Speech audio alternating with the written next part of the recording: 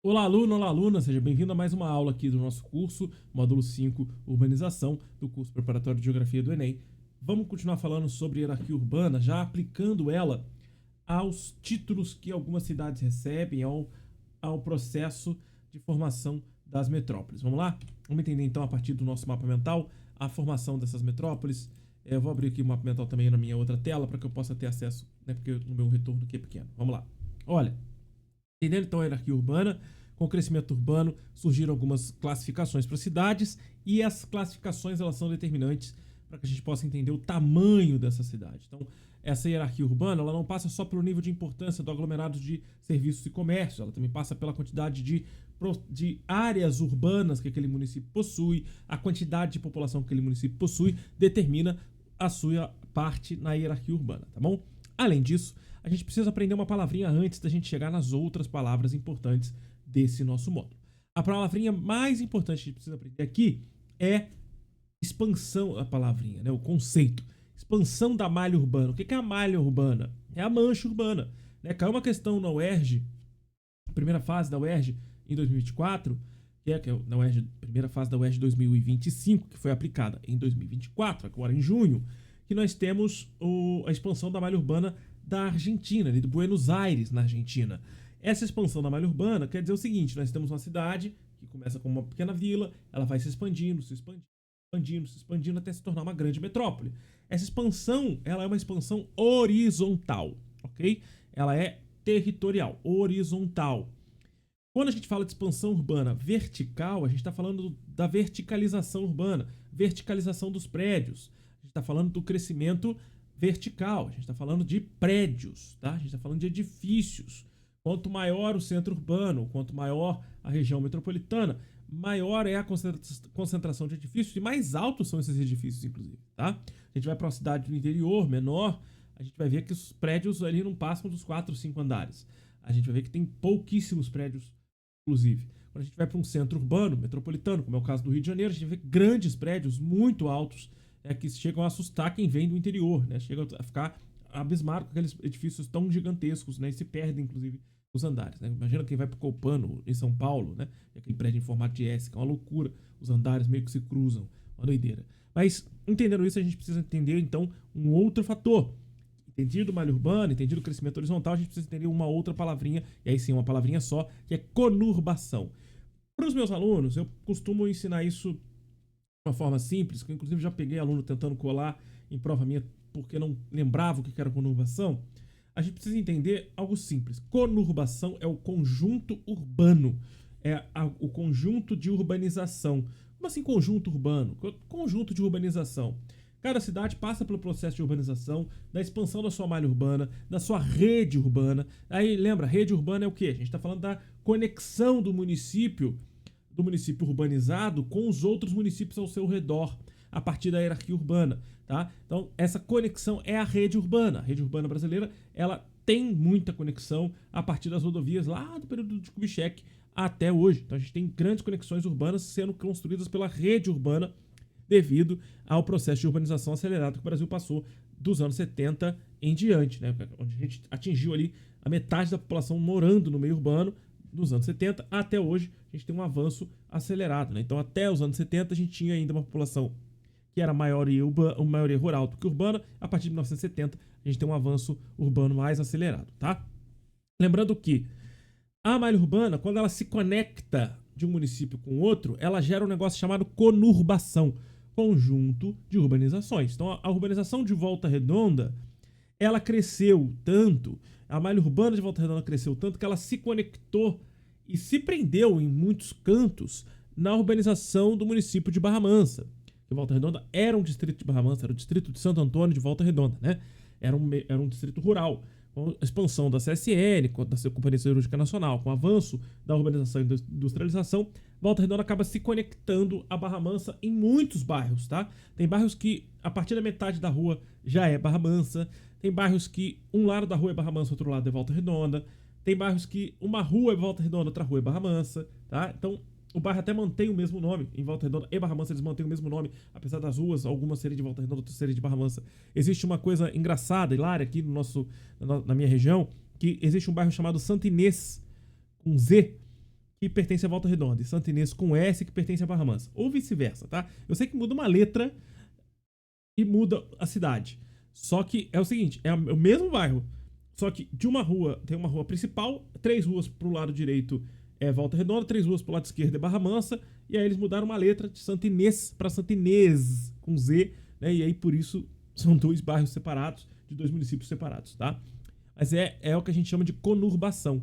Né? Existe ainda um outro lado, né, um outro processo com Barra do Piraí, por exemplo. A gente tem alguns bairros de Barra do Piraí que são colados em Volta Redonda e são distantes do centro urbano de Barra do Piraí.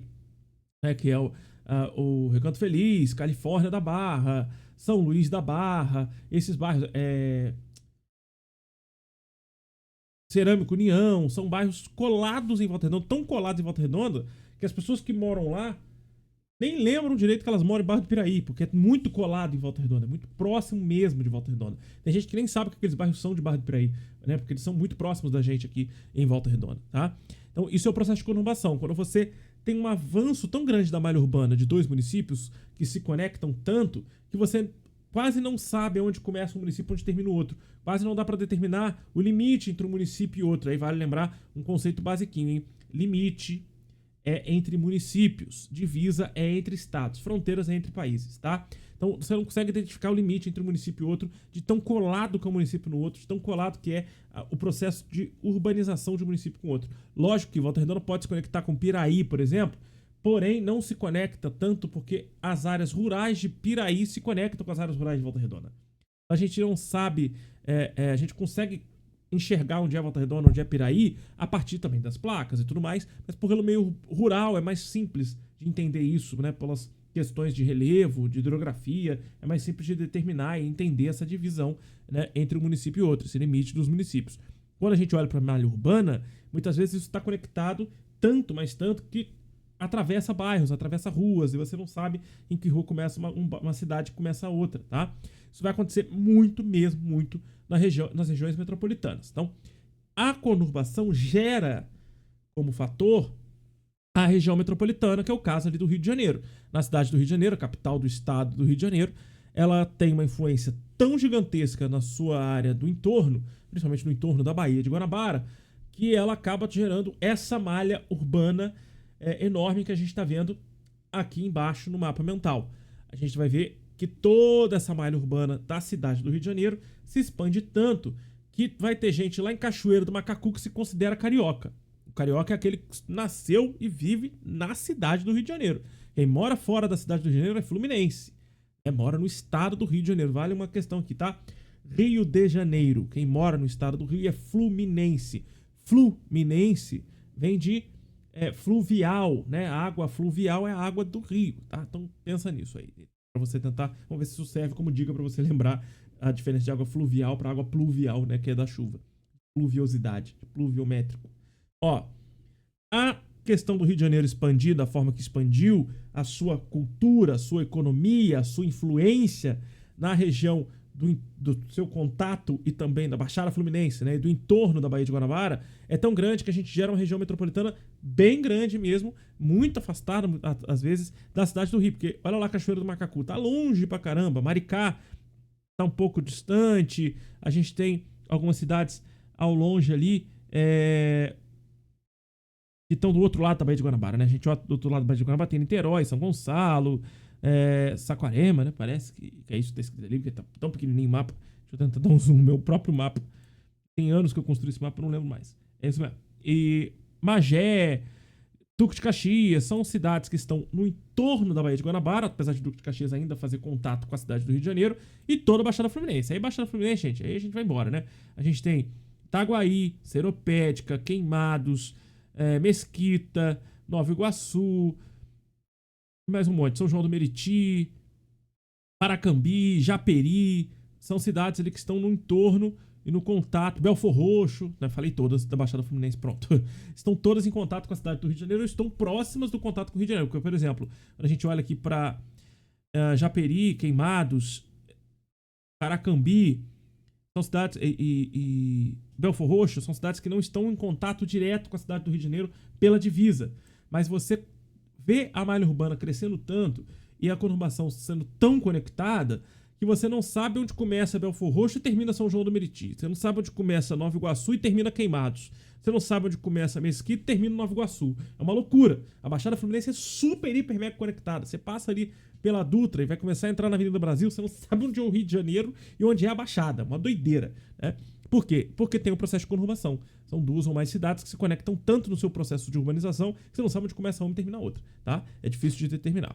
Então, essa é a região metropolitana. A região metropolitana é aquela que sofre influência da metrópole, tá? Com processo de urbanização mais lento e com alta tendência de conurbação, a gente até associa ela muitas vezes à metrópole. Então, por isso que quem mora no meio ali dessa loucura que é a região metropolitana do Rio de Janeiro, o cara que tá lá em Maricá se considera carioca porque ele tá na zona metropolitana do Rio, tá? Então, metrópole é uma cidade que se destaca no processo de urbanização, crescimento urbano, concentrando diversidade de comércio e serviços. No Brasil, as regiões metropolitanas e as metrópoles foram determinadas no período do governo militar, da ditadura de 1964 a 85. Tá? Óbvio que a única que não foi determinada foi claro que as capitais todas são metrópoles, tá? A única que não é capital e não foi determinada pelo período militar foi Campinas. É a única metrópole do interior. De fato, uma metrópole regional. É a única que não é considerada nacional, porque ela não é capital, ela não influencia de fato a economia e a dinâmica social do Brasil, como é o Rio de Janeiro, São Paulo e Brasília, tá? Entendido esses conceitos, na próxima aula a gente fica com conceitos mais simples, que é o conceito de megacidade, megalópole, tá? Já entendendo o que é metrópole, a gente vai para o conceito de megacidade e megalópole na próxima aula, obviamente uma aula um pouquinho mais curta, já que a gente falou aqui de conurbação, região urbana brasileira, hierarquia urbana. A gente fala dessas questões, inclusive as cidades globais, na próxima aula. Valeu!